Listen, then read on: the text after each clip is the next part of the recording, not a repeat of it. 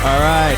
I screwed that first one up, so here we go again. All right, take two. Welcome aboard, Crushing Iron Podcast, episode 414. Today is October 5th, 2020, and we appreciate you tuning in. We hope you had a wonderful past weekend. It is a bright, sunshiny day. Again, in Chattanooga, we have had absolutely stellar weather the last week and a half, so we hope you had a great weekend, and we appreciate you tuning in today. We do appreciate you tuning in. Is that it? That's all we appreciate? I guess that wasn't a better intro. That wasn't a better intro. Yeah. Well, it's college football season. It is college football season. But no, we appreciate you tuning in. We come to you twice a week and a half for the last 4 years, and we'll continue to do so, as this is the most consistent Mike and I have ever been at anything we've ever done. And, well, let's be honest, we love it. We love the open conversation. And that's what we do. We talk about triathlon. We talk about life. A lot of times we'll dive into the finer aspects of training, swim, bike, and run. We'll do race recaps, race previews, have on the occasional guest. But for the most part, Mike and I, as both coaches and athletes, just sit back and have a honest discussion with what's going on in our personal lives and with our training, with our athletes. Sometimes we even hop into the Crushing Iron Facebook group and take the pulse from there and let that drive the topic of discussion for the day. But that's what we do. We don't have any sponsors. We don't do ads. Our one agenda is to hopefully keep you as happy and healthy as possible, so you can continue to participate in this wonderful sport of triathlon or any endurance sport for as long as possible. And so that's what we'll do. And again, appreciate you tuning in and giving us the time for today. Yeah, we appreciate it. We just had a quick little discussion about college football. But go Vols. And, you guys it's been a while. I got to say, it's been a while. 0-0. The last 3 or 4 years have been 5 or 6, 7 years has been a struggle. And usually for us, being the best week for us was either the bye week or the week before we had week 1, because we were technically undefeated and we didn't have a losing record. And we have rattled off, I think, 9 straight now with a dominant running attack-led win, which I love because that is the Tennessee football that I grew up on, which was you play solid defense, you don't have a lot of penalties, you convert on third down, and you run the football down the opponent's throat. It's none of the shotgun, pass-happy that everyone else does. It was just straight up hard-nosed football, and we have a great offensive line, and I am it's fun. It kind of takes me back to the old days of Reggie Cobb and the hard-running Tennessee Vols. You'll be happy to know I figured out how I'm going to enjoy this college football season. You're not going to watch? Nope, I'm going to listen on the radio. I listened to the Vols game actually a little bit. Did you really? And I was like, wait a minute, this is like sort of okay. As long as I don't have to see empty seats and, stuff like that. That it does. That's a really interesting. I remember like those. So when obviously before, cable got huge, and now you can get any kind of app you want, period, to watch any game and stream it, no matter where you are, no matter what you're doing. That was like the thing, was to like, no matter what we did on a Saturday around the house or in the car, it was always like find the Vol station 104.5 or 99.7 AM. And it was like find the station and listen to it in the garage and you would like hang on every thread that was being said. And I used to love watching the radio. And it's like also one of the great things it's also a wonderful road trip filler. If you can plan a drive around the radio call of a college football game or any kind of game you're interested in, boom, 4 hours gone. It is money, yeah. I don't want to jinx him, but Jared Tano looks pretty good today.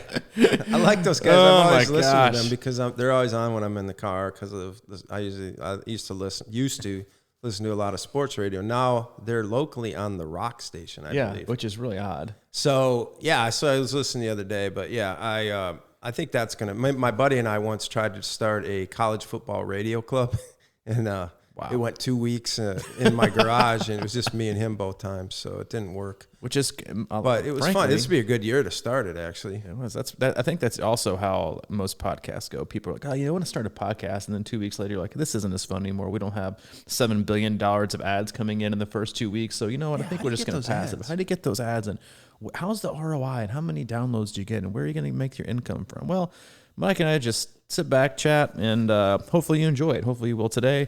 We have a couple of great topics on tap, but wait, first I want to go back to your college football thing. The guys they have now don't hold a candle to John Ward. Oh. That's just like, they're not even close. Okay, well, I mean, I've been listening to these guys for a long time. I don't know when John Ward. In the well, he's passed away, but he was the voice Oh. of the voice of all radio for like 30 something, 40 something years. I feel like everybody, that's like everybody's old man thing. The old guy he called a better game. He did call a better game. He's just a better overall voice. I'm sure it's more specific in detail now, but it was about he just had the voice. He was the voice of all radio. But Mike and I have the voice of Crushing Iron Radio. And before we get rolling today, Mike, you're going to talk about the relaunching of our new C26 Club coming for the end of 2020 into the entire year that is going to be 2021. Yeah, the C26 Club training package. We don't have advertising, but we are going to advertise for ourselves right now real quick, if you don't mind. But the club is pretty cool. So it's like you are looking at next year. You're not sure what you're going to do yet, maybe, but we're going to help you plan out your whole season. Basically how it's going to work is for the rest of this year, we're going to give you sort of a maintenance plan for starting in November and December. And then as 2021 comes around, we're going to have you set up. You're going to go in and you're going to tell us when your races are, and we're going to plan around it all the way up to your A race, which may be at the end of the year or whatever through the November of next year. So we'll basically have you on a plan, and we're going to give you full access to our members area, which is the C26 Hub, which has tons of good information about triathlon to answer all your questions and sort of be involved with that community. Of course, I said you got the off-season plan for the rest of this year to kind of get you tuned up to be in a place where you need to be starting on January 1st. We'll have monthly interactive Zoom calls with myself and or Coach Robbie to answer questions and give you feedback on the plan and whatever that takes. We'll give you the C26 onboarding guide, which is actually a great piece of material. It's a solid asset. Yeah, it's got all the short codes for workouts, and it kind of helps you understand everything you need to know about the plan and the terminology and all that sort of stuff, and how to, the best ways to go about improving your bike and your run and your swim. And we also have a C26 guide to triathlon. It's a PDF that we're going to give you. Also, team events. You can come to those and meet awesome people, kind of like last weekend. We had that 3-day Ironman event with a bunch of people in town. A lot of people just came in and helped out and worked out on their own and helped with aid stations and things like that, and made a lot of good friends. And then we'll also give you access to some limited apparel with the team gear.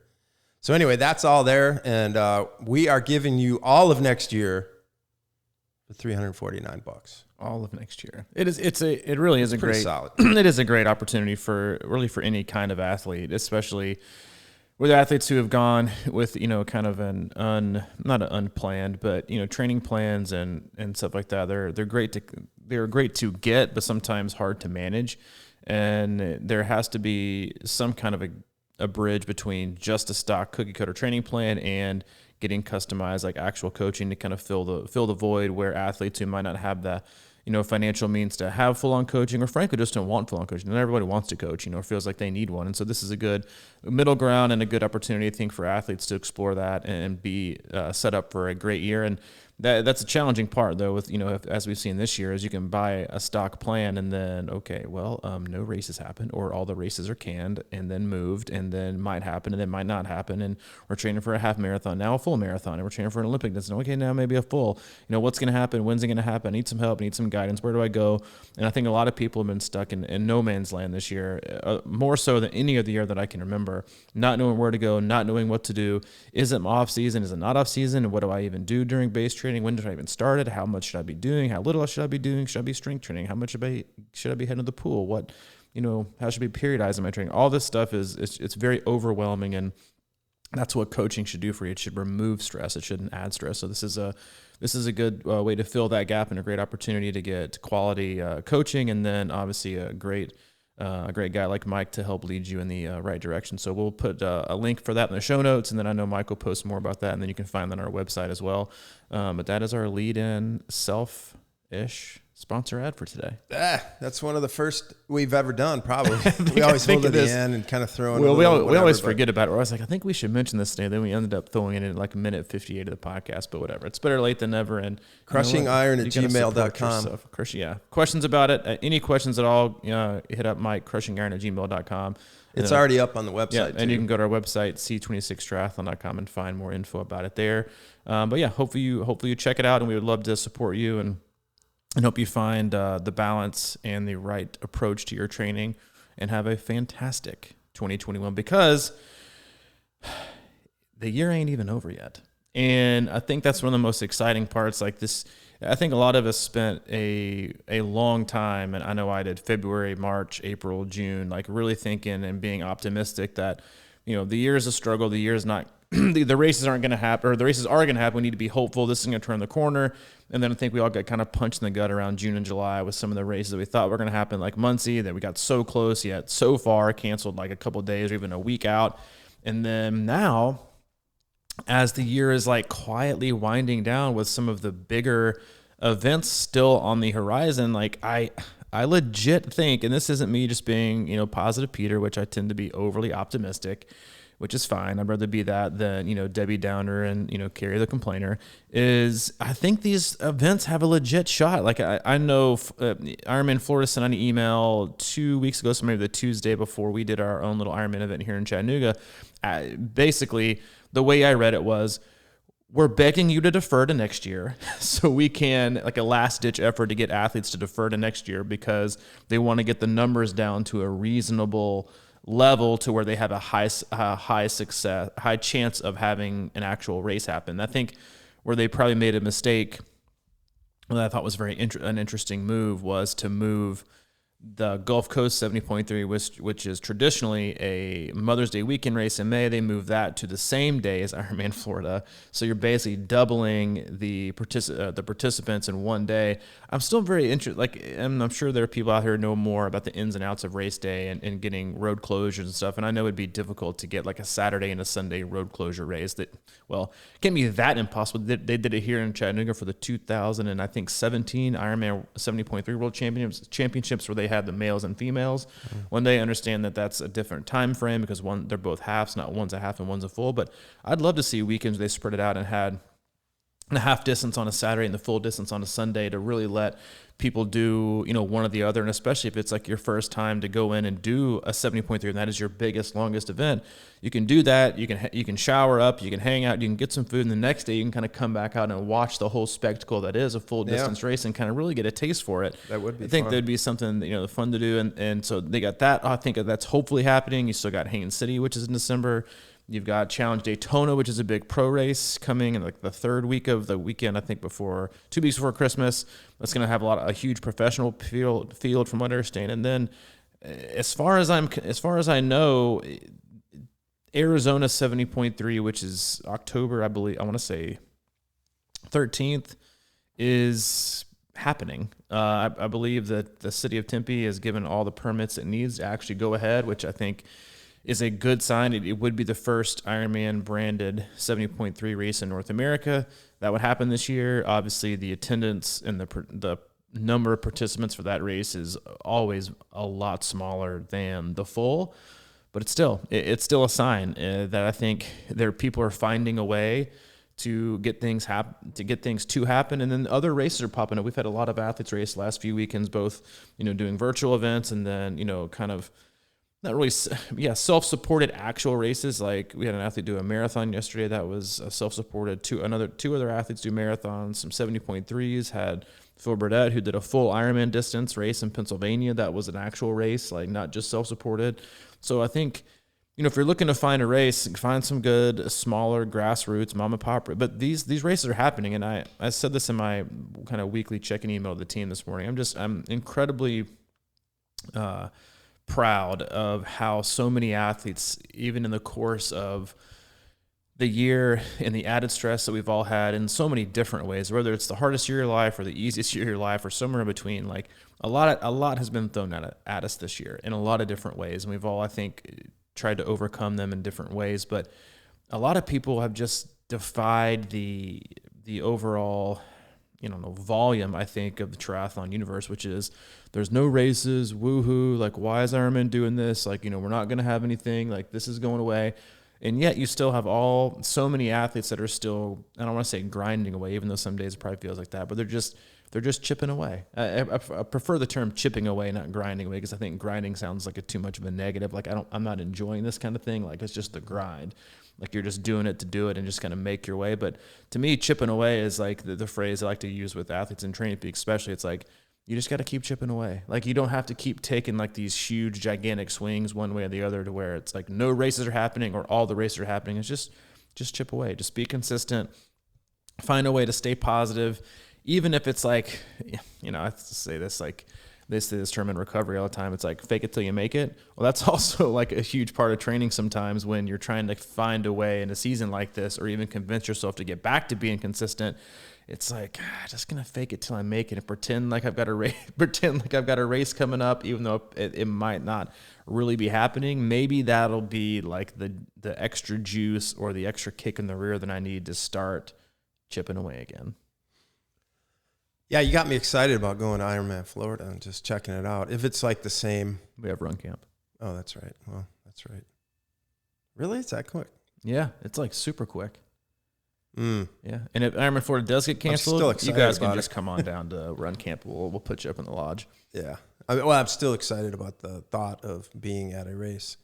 Yeah, man, you just got to keep plugging along, I guess. It's been one of those years. I know I can't even come up with anything right now. I don't know where you're going. Chip away. Well, listen, I think it seems to me like this has been one of your hardest years to find a way to chip away. Like, you're a big race driven athlete. You tend to shine underneath the pressure of the thumb. Like, when you're 3 to 4 to 5 weeks out from a big race, maybe in 6 or 7, that's when you like kind of shut down. You go hibernate into training zone. You get very quiet and you just kind of dial it in. And I think a lot of athletes are like that. They're just very driven by whatever pressure they get. I think it's either pressure or excitement or the euphoria feeling or filling a void in your life, which I think athletes do quite frequently. It's like giving them something else to chase. And that's where a lot of athletes have had such a huge struggle this year. I mean, let's be honest. Like, there are, and I know this, I'm not speaking for the entire population of the triathlon universe here, but I know this from a personal experience, and I know this from having coached for such a long period of time, that athletes run away from life by choosing to pay $800 to sign up for an Ironman event. That is a tried and true, proven way, not proven way, but a proven method that athletes try to use to escape life. They push a button, they think, I'm going to do this. And then this year happened, and their crystal thing, or their big shiny object they've been chasing that basically allows them to neglect what's going on in the rest of their life or whatever's really going on. They're like, oh crap, well now I don't have this, and now what am I going to do? Maybe I'll do this other crazy endurance event, or maybe I'll do this, or maybe I'll just give it up all together and do this, or you know what, next year I'm going to do 6. And then the thing is, like, you don't even know what's really going to happen next year with all the races and how they're going to look and how they're going to be formatted. And that's also why I think you're seeing every single race right now is selling out, because there's an hysteria of the fear of nothing. And I don't mean by that. Like, yes, there are obviously, like, all the races have been postponed to next year, so they already have a fairly full field. They're already probably opening up registration, or probably like 70 to 80% capacity based on what the deferral rate has been. But every race is opening and also almost immediately selling out. Ironman Wisconsin, who hasn't sold out at all ever in like the last 3 to 4 years, that used to sell out in like minutes. Like, I think maybe even the year that you did it was probably the last year it sold out so quick. Even if it did sell out that year, it used to be one of those that like sold out. Like, if you weren't at your computer at noon on the Monday after the race, you weren't getting in. That's how it always used to be. And now none of the races get sold out except for like Florida and Arizona, because they're at the end of the year, they're easier courses, and the temperature is almost always perfect. And now they're opening up and they're closing. I mean, I don't think Ironman Chile goes live either today or next weekend or next week. and it's going to sell out. Like it's going to sell out within like 72 hours, I would imagine. I think there's this hysteria between like, I want to get in, I have to have something to do that's on my list of things to accomplish. But I think it's also this feeling of like, I have to have something to do. Like I have to do an Ironman every year. I have to have this thing in my life that I've, become so accustomed and familiar and comfortable with, that even if it's not like chasing, or filling a void in your life and distracting yourself with training and racing, you're like, this is like, if I don't have this, what the hell am I going to do? And I don't think that's necessarily a bad thing either, because I think a lot of athletes it's become their life. It's become their lifestyle. Like it's what you do. It's everything you breathe. It's like, it doesn't have to be spectacular training or racing every other weekend. It's just what you do. And that's in the fear of having that not be there, I think is very unnerving for most athletes. Yeah, we've had a lot stripped away from us. I mean, this year, let's just face it. I mean, we come out here, we're positive, and we try and find that positive place. But it's sort of like, the last 7 years before this one, I've done Ironman in my 50s, right? And now all of a sudden, you come into this year and the whole landscape changes. And suddenly, life as you kind of knew it is sort of on hold or different, and all this stuff is getting weird out there. And it's easy. I mean, I'm trying to say, I keep looking for this, like people are talking about this sort of societal awakening or something like that, or how we're going to come out of this and what's going to be different and how we're going to look at things different. And I think a lot of us are going through that. I certainly am. It's been it's a difficult year. You're coming into, as I think about this year, I didn't have a race signed up, but in my mind, I'm like, okay, that's just part of me now, and I'm going to keep going. And then suddenly that's pulled away. I'm moving. I lose my father. I'm injured. And I'm not going to lie, it's been tough. It's been a tough year for me personally. And as I move forward, I keep looking, sort of like, okay, we talked about college football a little bit before, and sort of how that's different. That's taken a big something that I was used to out of my life, and I'm not saying all this is a bad thing, but it's a major transitional thing. And we talk about transitions in life and in racing and how important they are, to go from like, you come out of the water and your head is dizzy and you're shaking and your arms are burning and your lats are burning and the whole 9 yards. And now all of a sudden you got to get into that bike mode. And I think we underestimate how difficult that can be for the body sometimes. It's sort of like, hey, what are you doing now? You're changing, you're flipping the script 180. So it's like, I think that's what happened this year to a lot of us. And now we're just searching for sort of a different place inside of us or something, or like, okay, how are we going to be cool with this now? Or how are we going to, like you're saying, chip away at this until something else kind of comes front and center for us. And again, I'm not saying it's all a bad thing, but it's to expect human beings to kind of flip their script, this quickly. If you're sort of thinking about doing races, and then all of a sudden that's a big part of your life, and all of a sudden they're gone. I mean, the whole summer went by, and it's like I barely went out, like anywhere social or any of that kind of stuff. So it's just, to me, it's just kind of I don't know, searching for. And I think it forces us to go deeper. So that's not a bad thing. It's just a hard thing. And, I'm trying to read more things about this and get, I think a lot of times, and you probably went through this through recovery, it was like at a certain point, something must have flipped on you. But at the beginning, it's we talked about this earlier too. It's before the cast. It's when something's new. It's like, okay, this is new. I'm staying at home. I'm working now. Everything's cool. This is kind of fun, man. And then all of a sudden it's like, whoa, I got to stick with this for who knows how long. And I think that's sort of the same thing. It's sort of like, now what, And then it's like, okay, is this how it's going to be? Or you just don't have any, it's hard to have faith when you see these races you think might happen and they get canceled. And, we're optimistic about the future here, the immediate future almost, with the Florida and whatever, but I don't know. No, it's such a great analogy. And I think my old therapist and I used to talk so much about how just triathlon and coaching and therapy and recovery had so many similarities. But what you were saying about like with racing and so much training being somewhat taken away from people, and you said it kind of forces you to look deeper. Well, a lot of that is it's like you end up kind of looking around and being like, all right, what exactly am I left with?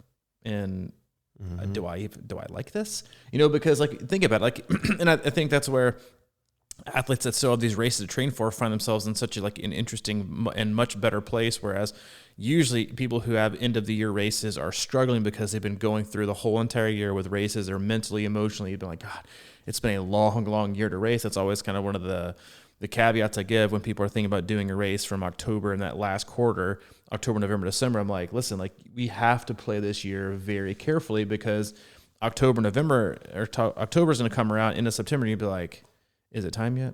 Can we do this already? Like I've been doing this and focused on it all year long.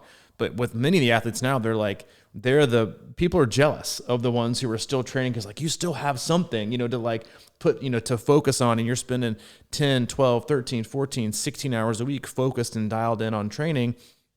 You have that other thing in your life to do. And when you have training and racing stripped away from that's been such a huge part of your life, you kind of get stuck sitting there thinking, all right,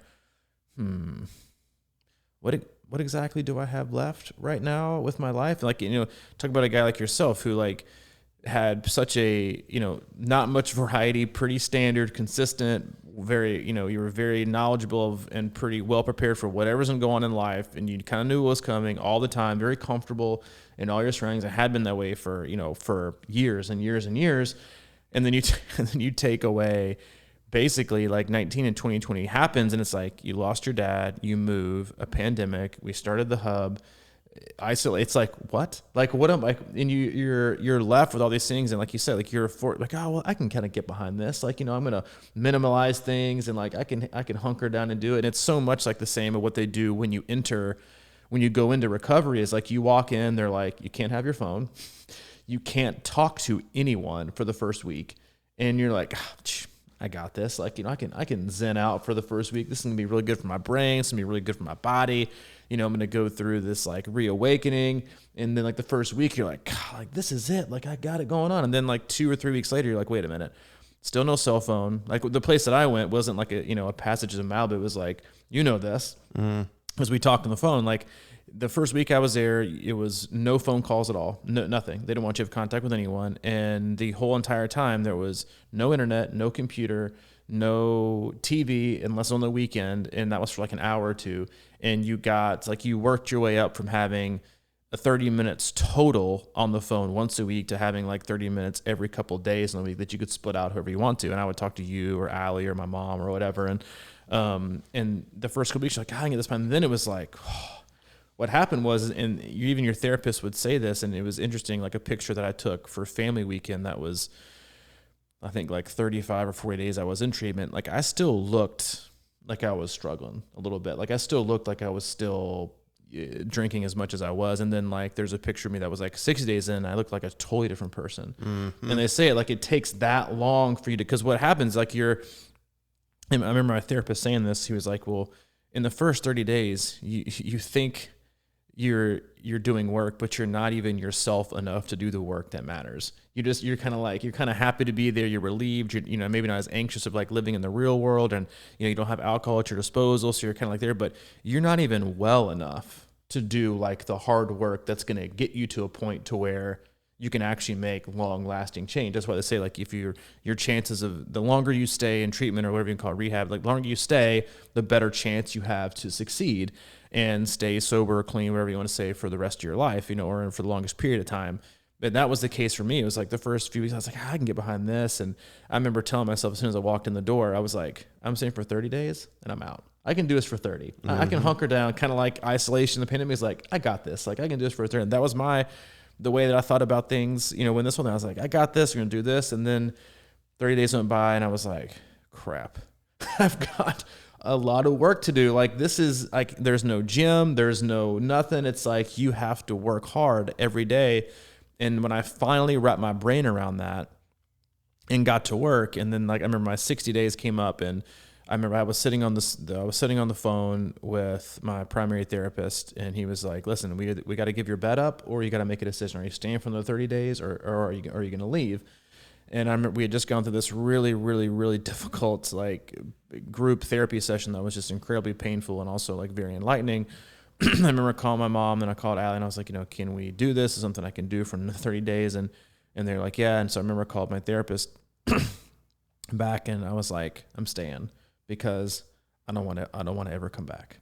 Like, I don't want to ever come back to this place. I don't want to do this again. I don't want to see myself back here in like 6 months. If it takes another 30 days, then let's do it. Because I was finally in that zone of like, all right, I'm working now. Let's just keep working and doing it. And I think when we have such a solid, like the relationship that I used, that I think a lot of athletes find themselves, the relationship we have with training and with racing and the allure, and sometimes just frankly, even just like the pedestal that we put racing and Ironman on, and like in the hierarchy of importance in our life, it's really high up there for a lot of people, sometimes in unhealthily high, like inappropriately high when it compares to like your overall mental and emotional health and like how you treat yourself and going out and living a fun life and doing things with people or going on dates or spending time with your spouse or your kids. Like, it shouldn't be at the top. And so many people have it at the top in training. And like, yes, it's their way of I think combating life and the stresses that it has and the uncomfortableness, the anxiety, and the depression even that athletes can go through. And that's a healthy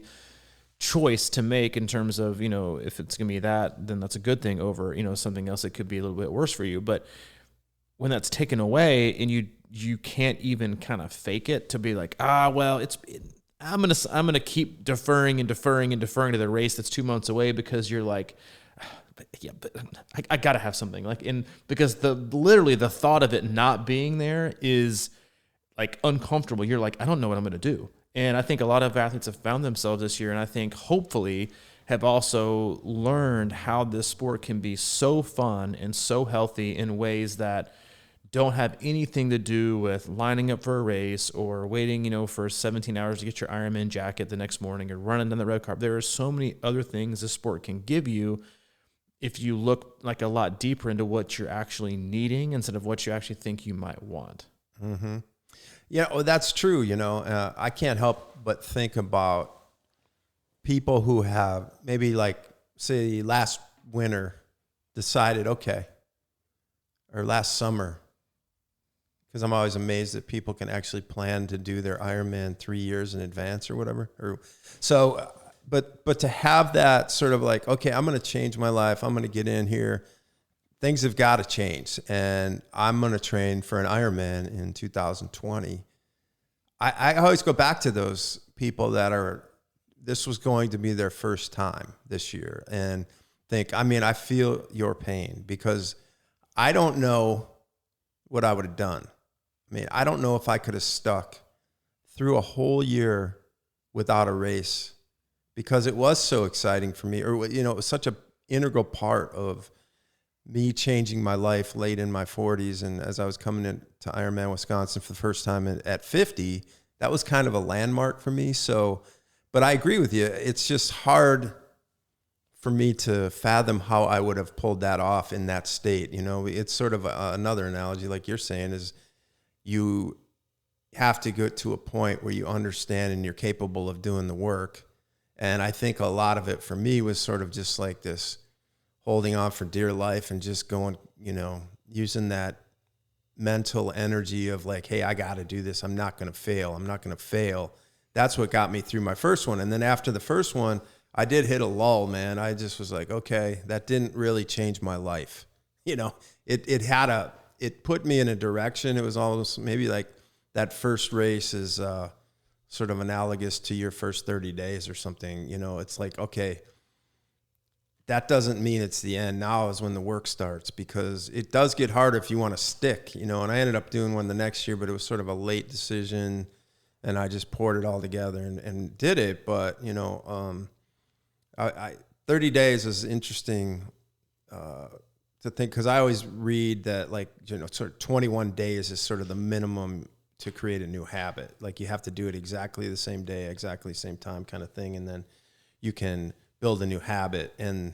But I think that to your point, that's exactly what happens is like, okay, now I can do this. I'm ready to do this and whatever, So I don't know. It's just been a funky time, I'm sure, for a lot of you guys. And I think that's the point is that you really don't have any choice. You just want to move in the direction that you hope is positive each day and keep plugging away. And because they're coming back, right? The races are coming back, and I don't know. I mean, it's like me in the games. I think there's I love watching games, but like, yeah, I should be okay with not having games, but okay.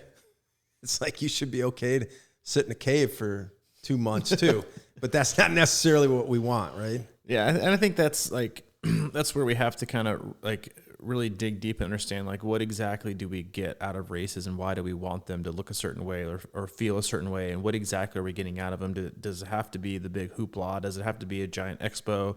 Does it have to be this gigantic entertaining celebration that's like, oh my gosh, look at me? Or does it or can it be just a very solo, quiet, humbling endeavor that's just you expressing your fitness on a day when it doesn't matter how many people are around or where other people are or what kind of accolades you're going to get from that day, or are you going to qualify for this, or is it going to be a legit PR? Is it virtual or is it not virtual? Does it matter? Does it not matter? Is it legit or is it not? Like you can make anything that you want to make. And I think for the athletes that are out there that are struggling to even find a direction, like the hardest thing in my opinion is just to put your shoes on.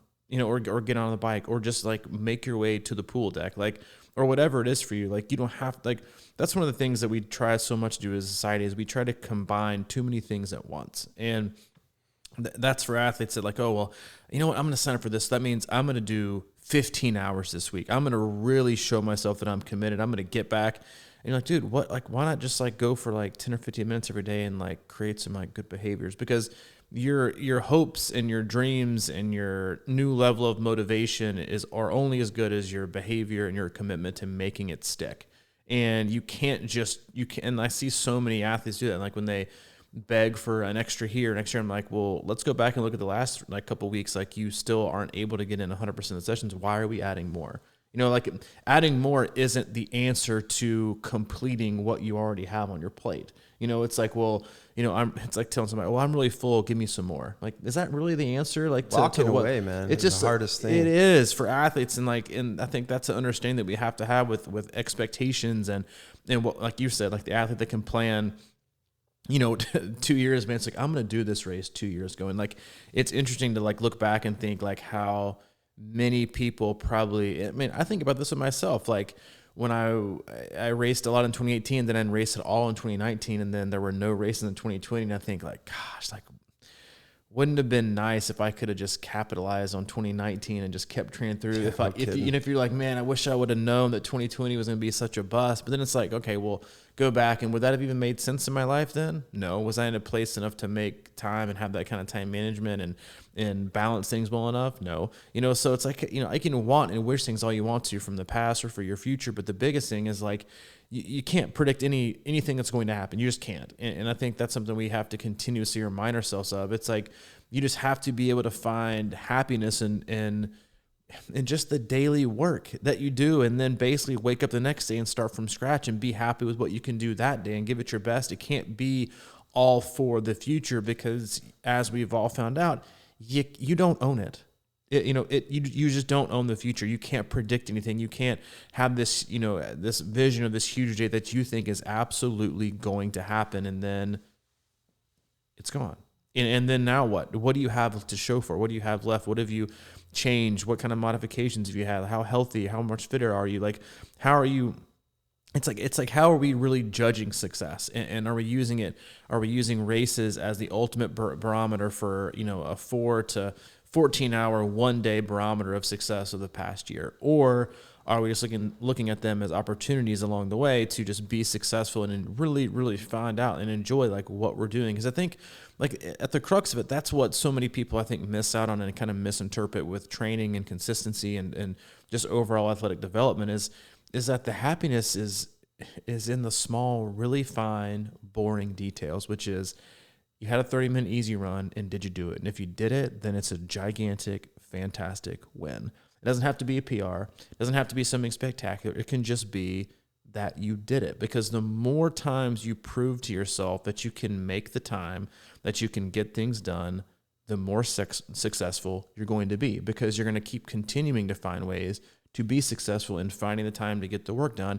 And that is what adds up, time over time over time. Like I mentioned this in my weekly email. I was talking about Megan Rogers, who I've been working with for 3 years. And I said, well, I popped in like I don't want to say she's been struggling, but she's been like, school kids are back in school. They recently moved to San Antonio from Wisconsin. It's just like a big overall change. A bunch of races were canceled, and I could tell she was kind of just looking for a little bit of something. And I threw in like a 5K time trial for her to do to kind of get her juices flowing. And she went and raced did it Saturday morning, sent me a text and was like, "Hey coach, nothing like setting a 5K PR that was like 16 years old. I guess is like 16 years ago was the last time she beat this time. She beat it by 25 seconds. And she is incredibly consistent. And that was kind of what the point I was making was like, consistent, quiet, what many people probably look at as boring work is so much more beneficial and gets so much better results than occasional, inconsistent, fly by the seat of your pants, spectacular work. But that is the one that gets the most likes on Facebook or the most hearts or whatever people use on Instagram now or whatever it is. Like that is what drives the train. It's that instant feedback and instant success we get from a great workout. But it's like, okay, like in my opinion, you shouldn't be able to post workouts unless you also show like the previous 4 weeks and the next 4 weeks. I think it's just how it should go, because like it's about putting everything together all at once. Like show me the whole cake. Like if you want to show me a picture of your incredible 8-layer beautifully cake, don't zoom in and show me like the perfect leaf off the decorative top that is on the far right side. Show me the whole thing. It's like show me the whole body of work. And it's often quiet, and it's often boring, and you have to sometimes get creative with it. But you also have to understand that just like that is how progress is made over time. And there should be, you should find a lot of growth and a lot of happiness in the mundane, and like doing the small thing. Because if you can't do the mundane, and you can't do the boring, and you can't do the quiet, and you can't do the short 20-minute runs or 30 runs that you think are meaningless, because you have to have fast this and all out this and spectacular this. Like if you can't do the small stuff that you think doesn't matter, then you cannot do and will not do all the things that you really want to accomplish with the spectacular and fancy things that, light up, Facebook and social media, for 1 million likes. You can't do that sustainably for a long period of time. Yeah, I really like that. It's, I've done that before where in the beginning, especially when I would post a lot of things like that. And now as I am struggling with workouts and things like that, and I see the big workouts and whatever, and I know it's sort of like an inspiring thing on some level, but I always, it's like, I don't know, but to see the honesty or like the other stuff is what, I always used to see going to see any band would inspire me, because either they were not that good and they were just working hard, or they were really good. So there's two sides of that story always. And I think what you're talking about, the little things, it's sort of, we get caught up in the macro over the micro. And the macro is, the Ironman race, and the micro is everyday living and sort of creating your own little races on the daily basis. So what's this outcome you're looking for today? I guess that's something that I do naturally that I haven't, really thought about much, is sort of like, what's the goal today? And, it can be like, I used to talk about riding out at the old airport, which is the lab, which is a circle. And it's a 1.2 mile loop. And I would ride that thing for 40 laps or something, like on occasion, or 20 or 15 someday, depending on the day. But I remember one of the times I went out, and I think I posted something about this in the hub, and it was sort of this convoluted summary of my workout. But I remember how proud I was, where I wasn't looking at my watch, but I was restarting every time I came around the loop. And I was thinking about effort, and I was so proud that I came around 8 times in a row within 2 seconds of the last lap. And it was just this consistency And I wasn't going super fast, but I was just keeping it even. And I was like, man, I'm accomplishing something there, even though I'm not going faster. But there's little games that I think I play that I don't even think about a lot, you know, whether it's getting in this endless pool and putting the speed up like 2 seconds per 100 or something like that, and just trying to stay the exact same, or moving it up 5 more seconds instead of just blasting myself the whole time or doing like the hardest things ever. But like just toying around with getting control of your body. That's an interesting piece to me, like a little bit faster. How can you go a little bit faster and stay this relaxed? And to me, those are the winning moments that I probably do without, you know, thinking about or whatever, but it's kind of that, you know, mini carrot at the end of the stick for me, I guess, on a daily basis. Now, I'm not saying I've got it mastered right now, because I'm still like, I'm at a place really where my workouts aren't really that strong, or I don't feel like I'm in the best shape or anything like that. So there's always that. And I guess a win is when you can get back in there the next day and find something new and just keep going. That's the thing, is like you just keep at it. Like, you know, there's like, again, like, don't get me wrong, there's nothing wrong with posting your workouts on social media, because I think a lot of people do get a lot of, you know, positivity and feedback from that they need, and showing people that, you know, what can be done. But it's just don't judge yourself against those. Like when I see, you know, feeds pop up, I'm never amazed by a single workout ever. I'm never amazed by it. What I'm always amazed of, and I always kind of smile, I'm like, when you get notifications, they're like ding, ding, ding, every day, ding, ding, completion, day after day after day after day after day, just absolutely knocking it out and doing the work and getting it done. Like, though, that's the most impressive thing for me. And like, even the last week or two, when I've come in the mornings before you've gotten here or something, and I see a little bit of drops or something in the pool, I'm like, yep, there he goes. He's back at it again, you know, because you've been in the pool. Like, it's those little things that I think drive us in such a positive way to be successful, because we're not asking ourselves to be spectacular. Like, and I think we ask ourselves to do too much already. Like, every person I know is more than likely spread way too thin with life. They have way too many responsibilities.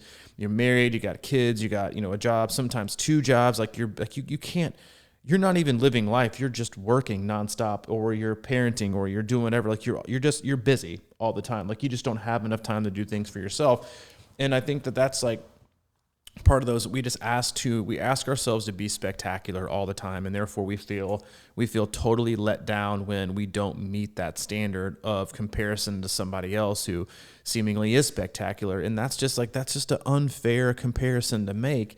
But I think it's also goes to, like, to show you that, like, there's just so much success you can find in the small. And I know, like, this is like the worst, you know, coaching spiel ever about, like, you know, how we do things and why we do them, but it's true. Like, it's just the truth. Like, none of, like, in every, you know, most coaches will say, like, none of it's fancy. It's not gonna be like we have some secret workout that's gonna, you know, transform your Ironman bike, or it's bullshit. Okay. It's quiet, consistent, hard work over time.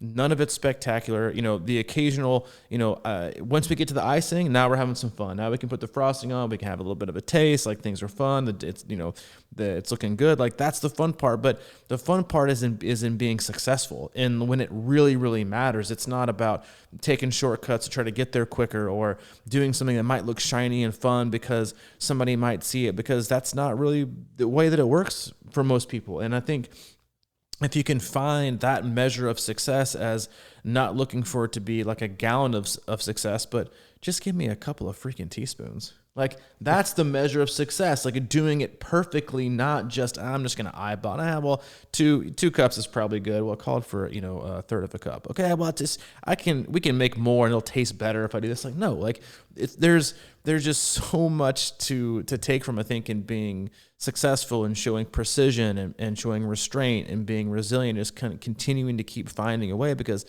that's how you continue to add things up over time. That's how you can be successful. And I know that's not what everyone wants to hear when the year has been super tough. You want these lights out 1-a-week workouts are going to transform your life and make you drop 50 pounds and take 5 minutes off your 2-mile pace or whatever it is. But, like, that's just, you got to find happiness or measurements of success in consistency and doing the things that make you feel good each and every day, without this gigantic expectation of having to be spectacular or fancy or beating yesterday, because you're not. Like, that's not how life works. You're only, even over the course of a year, you're going to have the worst day of your year and the best day. Everything else is just freaking in between. And for most people, at the end of the year, guess what?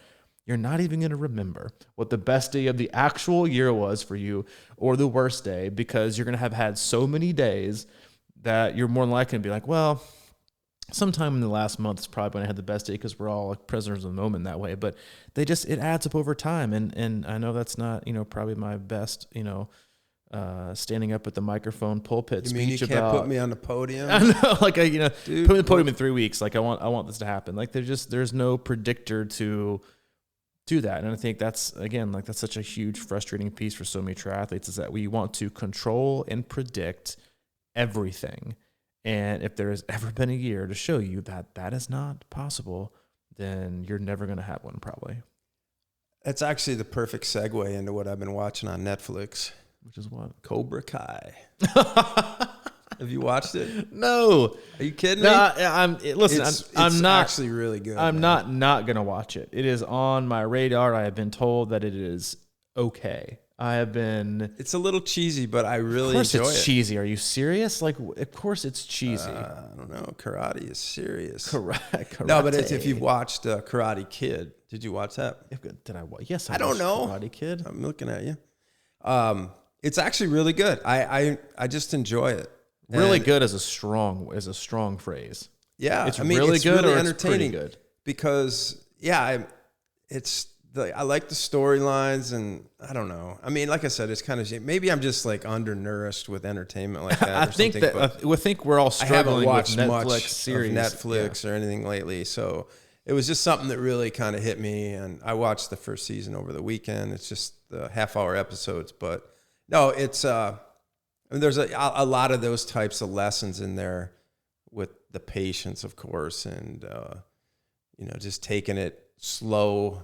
Your steps, you gotta build here to be able to do this, and it all comes together. And sometimes you don't even realize why you're working on things, but they will pay off because it's part of the building block process and all that sort of thing. There's also a lot of really interesting kind of old school, new school confrontation in there. And it actually is kind of surprising that it actually is on Netflix to me, because there's a lot of, this, it's, without giving anything away, it's sort of like, okay, this is how we used to do it. And now, every time kids show up to train, they're looking at their phones and wearing all these goofy shirts and stuff like that. And there's this sort of like collision between the modern kid and the old kid, and they really kind of deal a lot with that, which it's been really interesting to me. But I don't know. I think it's pretty good. It's pretty good, strong. So I will. You did introduce me to Peaky Blinders, so you have a lot of Netflix. Yeah, I don't know if my head's warped these days or not. But I think we're all. But yeah, this year. My buddy liked it. He worked on me, and he's usually really good with that stuff. And listen, karate is a sport, like a technical sport that is very much like what we were talking about. Was in like, you might like, I want to go take karate. Like, I want to do these fancy moves and break a 4x4, and they're like, okay, first off, yeah, we need to learn, exactly. Some of the time, it's like wanting to pick up soccer. I'm like, I want you to teach me how to do a bicycle kick. Like, wait a minute, let's start with the basics, and let's start things, like very, very slowly, and let's actually figure out how to do the small, fine, boring details before we can get to the stuff that matters. But I will, I'll have to put Cobra Kai up on my to-do list for Netflix. And then I'll give a riveting recap, which may end Mike and I's friendship or not, in a year that is going to struggle with new Netflix series and documentaries. But hey, man, you got to be open. That's right. It's a light. Okay, I will take that. It's a light. It's a light. I can get behind that. I can listen. I've made many mistakes in my Netflix career in Amazon that Yeah, I'll put it up my list. So we after today's podcast, we are still on your list of podcasts. We hope you enjoyed it. As always, we have enjoyed it. We'll be back on Thursday. If you have any questions, comments, concerns about anything and everything, you can email Mike directly, crushingiron@gmail.com, or if you need to get a hold of me, you can get in touch with me at C26Coach@gmail.com. Yeah, and don't forget to check out the club program. Check out the club. It's at C26Triathlon.com. It's right at the top. There's a banner you can click through for more information. It's also on the coaching drop-down menu. Yep, and when you make your purchase, there will be a 20-second music clip of 50 Cent. In the club. Find me in the club. How great would that be? Can you add that quickly? I could probably do it. It might crash the whole site. But no, but sing that in your head. I'll just put the lyrics Find me in the there. club. Yeah, you can put the lyrics Find me in the club. With your bottle full of rum. All right, guys, have a great rest of the week. We'll see you on Thursday. All right, we'll see you.